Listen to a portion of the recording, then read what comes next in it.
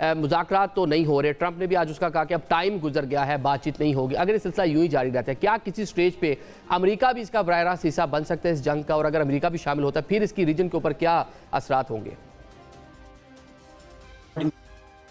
तो कोई भी मुल्क जंग नहीं चाहता, और आई एम श्योर कि मोर सो अमेरिका का प्रेसिडेंट कहता है कि मैं एंटी वार प्रेसिडेंट हूँ, और ये वो पंजाबी में कहते हैं ना, वखरी टाइप का एक प्रेसिडेंट है जिसकी जो प्रायोरिटी है वो कॉमर्स और ट्रेड है, और वो हमेशा उसकी तरफ सोचता है। लेकिन आप ये देखें कि एक्सीडेंटल कई चीज़ें ऐसी हो जाती हैं व्हेन यू अंडर एस्टिमेट, और आप एक मिसकैलकुलेट करते हैं। फर्स्ट वर्ल्ड वार में वो ऑस्ट्रियन एक प्रिंस आर्च ड्यूक फर्डिनेंड का कत्ल हुआ और कितनी तबाही हुई कि जंग में 2 करोड़ बंदे। सेकंड वर्ल्ड वार में एक हिटलर था।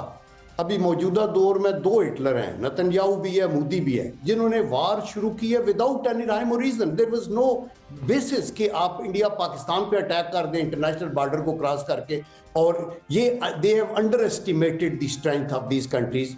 और मेरे ख्याल में, और अगर ये ना होता, अगर ये सीज फायर जैसे इंडिया ने मांगी, इसलिए मांगी, अगर उनका पल्ला भारी होता तो देयर इज नो क्वेश्चन। इसी तरह जिस तरह इजराइल ने समझा कि अभी ये गाजा की पट्टी पे जैसे हमला किया है, ऐसे मैं तेहरान पे हमला करूंगा, तो जब आगे से मार पड़ी और नुकसान हुआ और तल अवीव भी गाजा बनना शुरू हो गया, तो फिर फौरन पैनिक हुआ, और फिर G7 से प्रेसिडेंट को वापस आके तो ये थोड़ा सा धमकी भी देनी पड़ी और ये वो। बट आई थिंक कि अगर इजराइल नाकाम हो रहा है अपने ऑब्जेक्टिव्स के असूल में तेहरान के अंदर, तो ये जो हमारी आर्मी टर्मिनोलॉजी में कहते हैं कि आप एक स्ट्रेटेजिक फेलियर को रीइंफोर्स नहीं करते।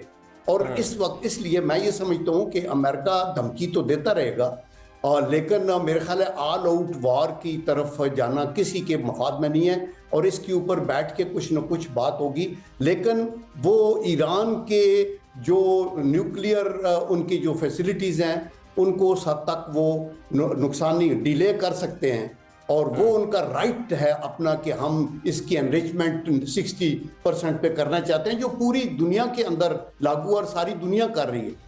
तो मैं यही समझता हूँ कि अगर गुड सेंस प्रिवेल करेगा, और इंशाल्लाह मैं आई एम होपफुल कि जब ये जो और ये सीज फायर की तरफ तब आ रहे हैं बिकॉज ऑफ ईरान रेजिलियंस।